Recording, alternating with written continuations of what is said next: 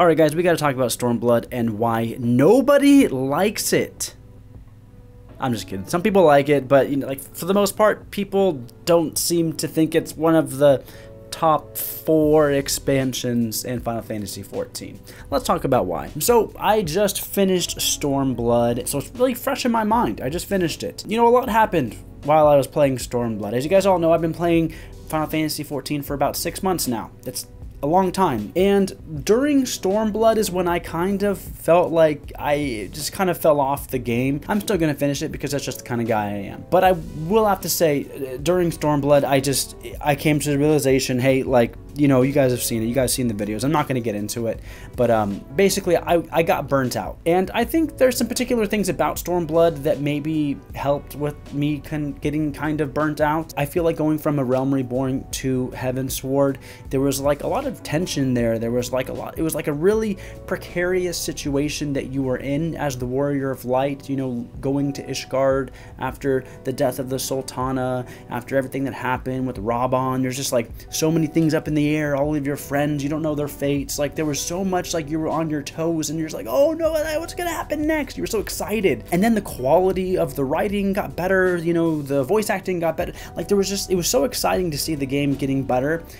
I don't feel like there was like that level of just kind of excitement when you went from Heavensward to Stormblood. Papalyamo died, which was like, oh, okay, it's sad, kind of. And then they really kind of thrusted Lyse into this like role. From my opinion, it was like absolutely not the original vision of this character. If it was, they did a really good job at hiding it, because it was like there's just nothing that like pointed to this. Like you can look back and be like, okay, yeah, I guess the whole time she was pretending to be somebody else.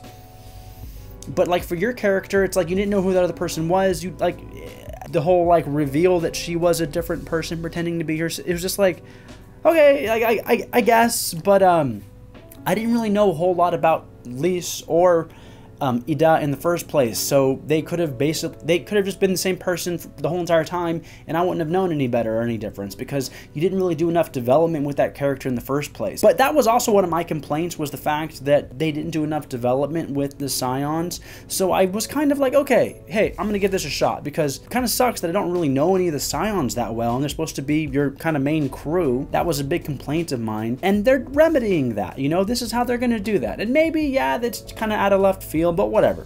Let's see, what happens here. Let's give him a shot. And I think, she's one of those divisive characters. I think overall the community seems to not enjoy her so much. I thought she had a lot of potential.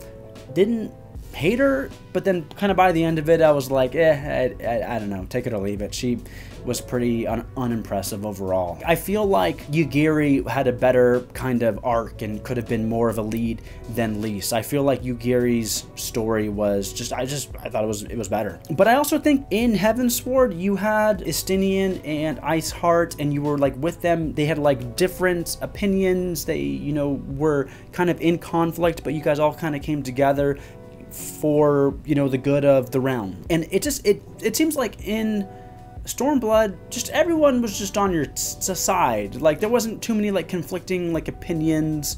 So like everyone you met just was kind of like on your side, basically. Of course, you guys would go places and you'd have to solve your problems here or there, whatnot. But all of your allies and companions, no one argued. No one had like a difference of opinion. Like everyone was just like, yeah, we're gonna go do the things we need to do, and you went and did them. So like there wasn't like a tension there that like was interesting in the same way that there was in Heavensward. And I think that's kind of like an objective thing of like, hey, the characters you were with were not very interesting and conflicting in a way that made you kind of excited to see what happened next. Not, at least not in the same way that it was with Iceheart and Estinian. I think we can mostly agree on that. I also think that the bad guys were really just not as good. I kind of liked Zenos at first, like because he was a little bit mysterious. You didn't see him a whole lot, and when you did see him, he had like a lot of power. So he started strong, but then at the end, he just kind of went crazy, combat sexual, I guess. Like that dude was like, he just kind of went kind of bonkers. At the end, it kind of fell apart, and I just wasn't invested enough to really feel the impact that maybe they wanted us to feel. Yotsuyu, yeah, I see what they were trying to do with Yotsuyu. I don't think it really worked. I didn't really feel like she was that great of a villain. She seemed really kind of cartoony evil, and then you figure out, you know, they give you a cutscene of why she was cartoony evil. For me, it didn't land very well, but, you know, I saw what they were trying to do there. You know, I don't think she was horrible. She was probably better than Xenos. Yeah, I'd say that she's just kind of like, maybe like a B-tier villain. She was okay. Yeah, the whole Ninja Turtle side quest, that stuff was pretty boring. One thing that I'll say some positives though, my favorite part of Stormblood was like hands down the Azim Steppe. The whole Aura tribes, like I thought that was probably the best for me. I loved that location. It kind of reminded me of Breath of the Wild almost. It was beautiful. Like it was kind of simple, but like I thought it was beautiful, really open, and just it seemed cool. I liked the music there. I liked the different tribes. They really did do good world building.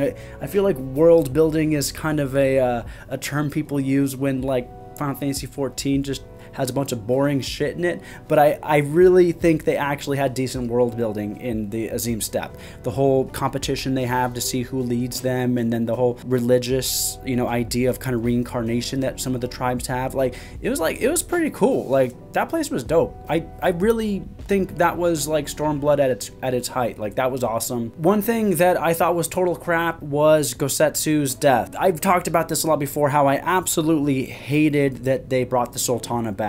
And when Gosetsu died, I immediately said on stream, "But I will not simply give up Gosetsu for lost. Before aught else, we must needs search the ruins. We are for sure going to find him, and he's for sure not dead. We all play Final Fantasy XIV long enough to know that he's not dead." That's what I'm saying. Like when they brought the Sultana back, I was like, you know, every time they're gonna do something big where they kill off a character, it's not gonna hit as hard, because you just never know if he's actually really dead, and it just kind of cheapens everything. And they did it again. It seems like some people don't mind this, but this is the kind of stuff that I feel, for me, like just makes the story, you know, not, you know, A or S tier. It's like this is the kind of stuff where I'm like, we're playing with kid gloves here. The world's not really as dangerous as, you know, as like the real world could be. It's like there's just plot armor on people. Even when they die, there's plot armor on their souls, because they don't really die. Yeah, it rubs me the wrong way there. I would say like combat difficulty wise, you know, I'm still just kind of in the camp of just that this game's just insanely easy. You know, sometimes there's like mechanics that you kind of maybe don't understand immediately, so you die. But then you go, oh, I died because I didn't do the thing I was supposed to do. And then you just do it right. And then, okay, cool, and you move on. These are kind of complaints that I've had the whole time. So I'm not really going to say that, you know, Stormblood, you know, did this. You know, it seems like the whole game kind of has that issue. All right, so let's close this out here. So what can I say? Stormblood, what would I get it? Like what would I give it? Like a number ranking? I think I'd give A Realm Reborn a 7 out of 10. I think I would give Heavensward an 8 out of 10.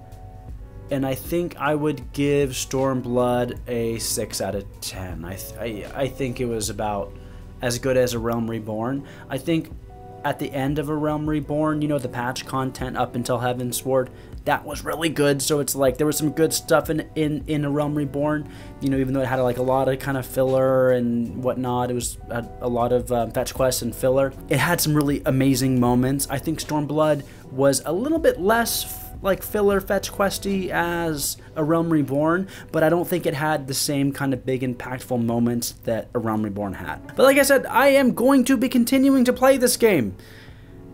Even though I don't think it's the greatest game of all time, I still want to experience it. Everyone's told me, hey, Shadowbringers, mwah. Hey, Endwalker, mwah, mwah.